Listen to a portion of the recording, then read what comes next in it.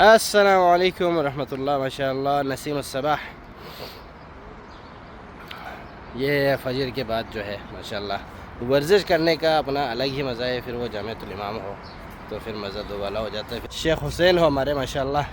کیوں شیخ حسین؟ جی بالکل جی، ماشاء اللہ تبارک اللہ، بہت اور زبردست موسم ہے جی، ماشاء اللہ تبارک اللہ. ماشاء اللہ. اور یہ ورزش کرنی چاہیے، ہاں خصوصاً جن کی پیٹ نکلا ہوا ہے نا، ماشاء اللہ پسینہ آ ان کو گیا. جانا. جی جی جی جی. ہاں ہاں ماشاء اللہ بڑا مزہ آتا ہے.